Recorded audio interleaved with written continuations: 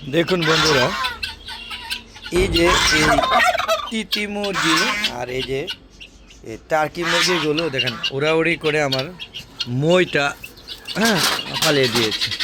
যদি এখন মই প্রয়োজন হয় না, কারণ বুঝতেই পারছেন হাঁস মুরগিগুলো যে শেডে ছিল সেগুলো সব শৌখিন মুরগিগুলো শেডে ছিল সব মারা গিয়েছে, তাই খালি হয়ে গিয়েছে। দেখেন পুরোটাই খালি, যার কারণে আর মইয়ের প্রয়োজন হয় না। আসসালামু আলাইকুম ওয়া রাহমাতুল্লাহি ওয়া বারাকাতুহু। আলাদা গ্রুপ পক্ষ থেকে সাত বাগানে সবাইকে স্বাগতম। বন্ধুরা চলে আসলাম হাঁস মুরগিগুলোকে পর্যবেক্ষণ করার জন্য একটু দেখতে। আর আমার যে নতুন অতিথি আপনারা দেখতে পাচ্ছেন, ছোট ছোট বাবু অতিথি, 3টা হাঁসি এবং একটা হাঁসা, এই টোটাল 4টা রাজহাঁস গতকাল কিনেছিলাম। এই ভিডিও একটা দিয়েছি, আশা করি তো এদেরকে দেখতে ভালোই লাগে। আমি আসলে একদিনে বাচ্চা এনে রাখতে পারি না, তাই এবার একটু বড় সাইজে আনলাম। এগুলো বয়স হতো, ওরা বলে দিয়েছে 1 মাস, কিন্তু আমার সন্দেহ আছে যে যারা 25 দিনে বলে দিয়েছিল, কিন্তু আমার মনে হচ্ছে এটা 1.5 মাস হবে আর কি। তো দেখছেন, যাচ্ছি না, দেখেন মনে হচ্ছে কি এদেরই বেবি। এরা খুব আপনভাবে তাদেরকে আপন করে নিয়েছে। বন্ধুরা আপনাদেরও কেমন লাগছে অবশ্যই কমেন্ট করে জানাবেন। বন্ধুরা আসলে ছোট জিনিস দেখতে ভালোই লাগে, দেখেন কত সুন্দর কিউট না বন্ধুরা। এটা কিন্তু হাঁসা, আর বাকি যে 3টা এগুলো হাসি। তো বন্ধুরা, এই যে আমার তিতি মুরগিগুলো কিন্তু ডিম পাড়া শুরু করেছে। আমি অনেক ইউটিউবে দেখলাম বা অনেক খামারিরা বললো শীতকালে নাকি তিতি মুরগি ডিম পারে না। সম্পূর্ণ ভুল, আমার তিতি মুরগি কিন্তু ডিম পাড়া শুরু করেছে, তবে একটা ডিম পারে। ধারণা করছি এই 5টা থেকে একটাই হয়তো মুরগি। আর এই যে টার্কি মুরগিগুলো ডিম পাচ্ছে, এখন মেলে ঘুরছে, আপনারা দেখতে পাচ্ছেন। এই টার্কি মুরগিগুলো কিন্তু পাখির মতো উড়াল দিয়ে চলে যায়, কারণ ভয়ে আছে। পাশাপাশি আমি টার্কি মুরগিগুলো গুনছি। এই যে টার্কি মুরগিটা, এটা কিন্তু উড়াল দিয়ে চলে গিয়েছিল, একদিন পরে পাওয়া গিয়েছে। যদিও আমি যদি না যেতাম তাহলে ওরা পিকনিক করার একটা চিন্তা ভাবনা করেছিল এটা দিয়ে। তো বন্ধুরা আপনারা দেখতেই পাচ্ছেন আমার এখানে দেশি মোরগগুলো সব উপরে, আর ওই যে একটা সাদা, এটা মুরগি। আর এই যে দেখেন দেশি, এরা কি সুন্দর একটা জুটি, গলা ছিল জুটি, আপনারা দেখতে পাচ্ছেন একসাথে ছিল, চলে গিয়েছে। এটা হলো দেশি, অরিজিনাল দেশি মোরগ। আর এটা হলো শৌখিন মুরগি। এই দেখেন এটা চীনা হাঁস। আর এই যে আমি আবার ওই ফাইটার মুরগি দিয়ে অলরেডি ডিম বসিয়ে দিয়েছি, আপনারা দেখতে পেয়েছেন। আর মোরগটা প্রতিবন্ধী হয়ে গিয়েছে, তাই এটা প্রায় ওই যে পুরা ছেদটা খালি, সব মারা গিয়েছে, কোনো কিছু রাখতে পারি নাই। তো দোয়া করবেন যে ফাইটার ডিম আছে 4টা, ওই 4টা বসাইছি, যদি 4টা ফোটে তাহলে বংশটা রাখা যাবে। কাদানাতে বংশটা রাখা যাবে না। জাপানি ব্যান্তামের বংশ রাখা যেতে পারে, 2টা ফুটছে, কিন্তু ওই যে জাপানি ব্যান্তামটা 2টা ফুটছে। আর মালয়েশিয়ান সেরামাটা ডিমগুলো মনে হয় ফুটবে না। ডিম আছে, বসিয়ে দিয়েছি, কিন্তু ফুটবে না, কারণ বেশ 15 দিন হয়ে গেছে। তারপরে এখন বসেছে, ওই যে মারা গিয়েছে, এই ভয়ে তাকে বসেছে।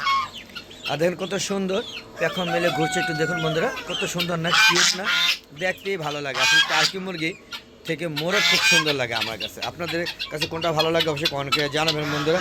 আর এই যে ছোটো মুরগি, অনেক ঝাল, এরা পুরা ছাদটাকে দাপিয়ে বেড়ায়, মানে দাপিয়ে দেখেন এদের যে ক্ষমতা, এই ক্ষমতা আর রাজহাঁসেরও নাই। দেখেন পুরা ছাদ এরাই দাপিয়ে বেড়ায়। একটা কিন্তু পাচ্ছে না, মনে হয় কোথাও ডিম পাড়তে বসে, দেখি তো 2টা 3টা না 5টা ডিম পাড়তে বসে।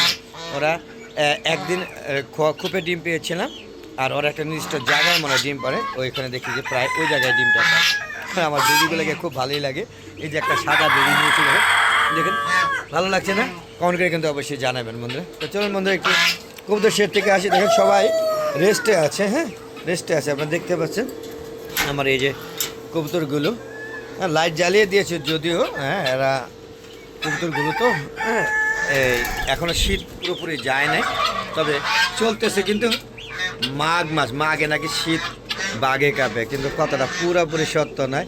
এখন এই যে দেখুন বন্ধুরা, ডিম পেরে ওরা নিজেরা খেয়ে নিচ্ছে। দেখেন এই যে কয়েকবার লাইট বেড়ে আমার ডিম পেরে ওরা নিজেরা খেতেছে। দেখেন এটা খারাপ লক্ষণ, দেখেন বন্ধুরা, খুব খারাপ লক্ষণ। এই যে একটা জোড়া রেখেছি কলম্বিয়া লাইট ব্রাহ্মা, আর বাকি সব মারা গেছে। ওইটাই দেখেন ডিম টুকরে খেতেছে। দেখেন এটা খুব খারাপ জিনিস।